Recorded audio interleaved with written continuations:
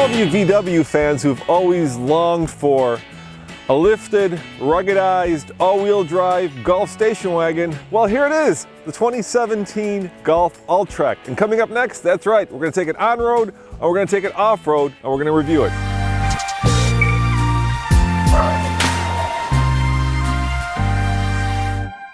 Under the hood is Volkswagen's 1.8 liter TSI. Of course, that means it's turbocharged and direct injected.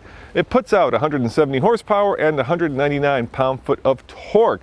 Now, the four-wheel drive system, the four-motion system, can send power to the front wheels or up to 50% to the rear wheels, depending on the conditions of the road and what the system thinks the car needs to get you going in bad weather or snow or rain or maybe light off-roading. All right, guys, let's get these formalities out of the way. Volkswagen flew me to this beautiful part of the country just outside of Seattle to test drive this car. And they actually let me know the MPG numbers. We're at 30 MPG on the highway, 22 in the city, and 25 combined. So those are the numbers, and let's see what that means when we take the car on the road. Let's talk about the basics. Seating position is comfortable. The steering wheel is actually perfectly weighted. We've got a flat bottom, which suggests sportiness. Does it feel like a Golf R? No, it's not a Golf R or a GTI, but it's more lively than a Jetta, and it certainly has some of that Golf R and GTI DNA within itself. So I like it. I like it a lot. It makes me feel confident, and I'm sure if we were not on a beautiful sunny day up here in Seattle, but tearing around in the snow, this would inspire a lot of confidence. I'm going to pass this truck, and yes, look at that, plenty of passing power, plenty of oomph. The engine is rev happy. If you like Volkswagen interiors, you're going to love this Alltrack interior. It takes that clean and elegant Volkswagen design to the next level. Everything is where it should be. It's driver-centric. Leatherette is optional, and you get Android Auto and Apple CarPlay. Plus, my favorite feature, this optional, and I mean massive, panoramic sunroof.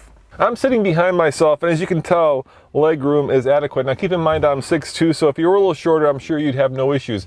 Now this ginormous, massive, huge, pick your verb, panoramic sunroof does let in a lot of light, but also takes up a lot of headroom. The reason people buy station wagons and crossovers is because of utility, and this Alltrack offers a lot of it.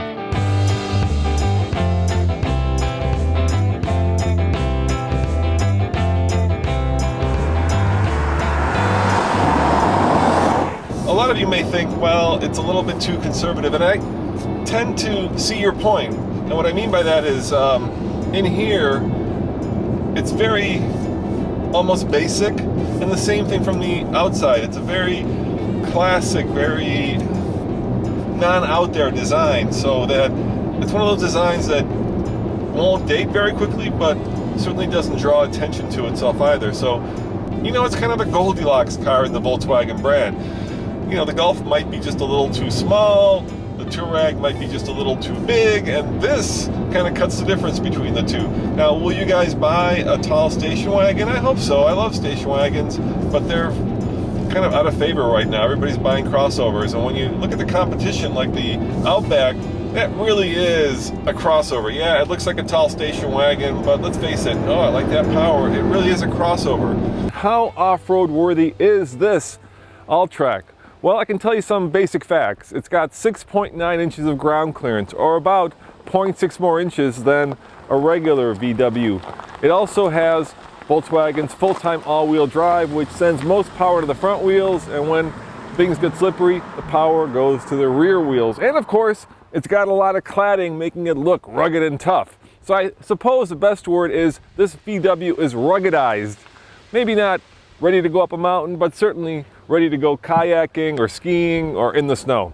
There's a different driving mode I can select, and one of them is off-road, so I'm going to pick the off-road mode. Volkswagen was kind enough to set up an off-road course for us, so I'm on this kind of loose gravel dirt trail, and so far the car is doing okay, except of course for this annoying beep, which I can mute right there, which is using the proximity controls to show me where I'm about to hit something. And there are trees and rocks and all kinds of stuff that I could potentially hit here.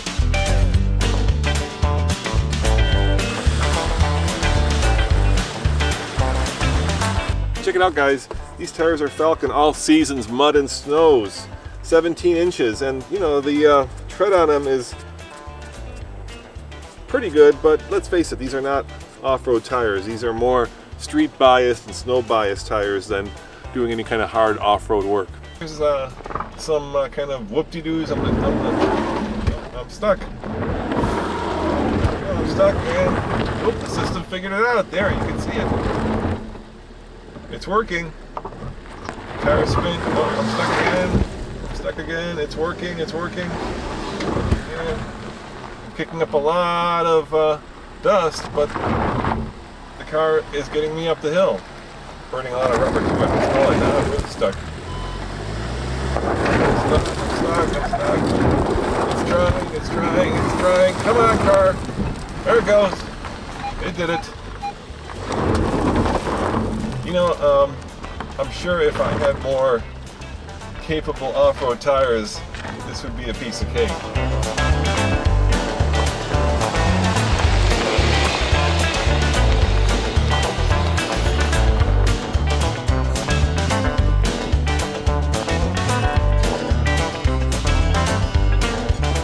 Now this Golf Alltrack most directly competes with the Subaru Outback, but there are several important differences. First and foremost, this has about 7 inches of ground clearance, the Subaru has about an inch more. And perhaps more importantly is the fact that this comes with either a 6-speed manual transmission or a 6-speed dual clutch transmission. The Subaru, of course, comes with a CVT.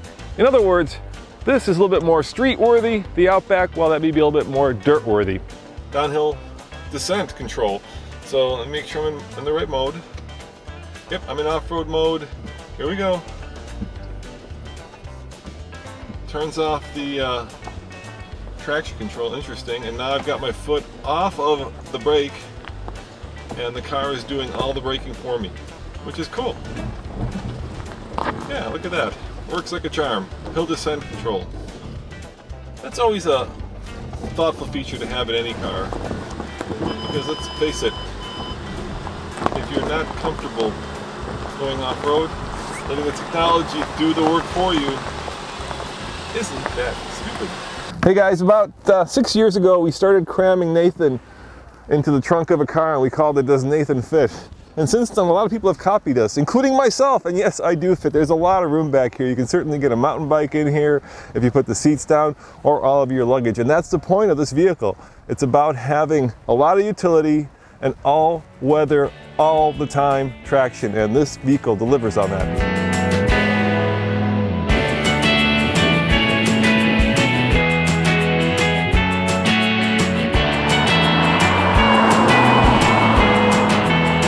The Golf Alltrack starts at about $25,000, and if you load it up all the way to the top, you get to about $35,000.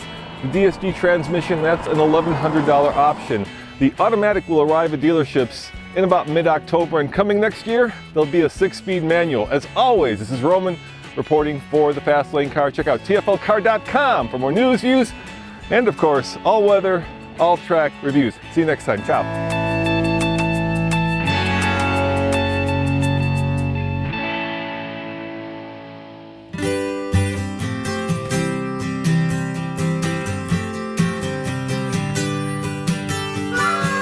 There are probably only two Lexi. Is that the plural version of Lexus that are Cliffhanger 2.0 worthy?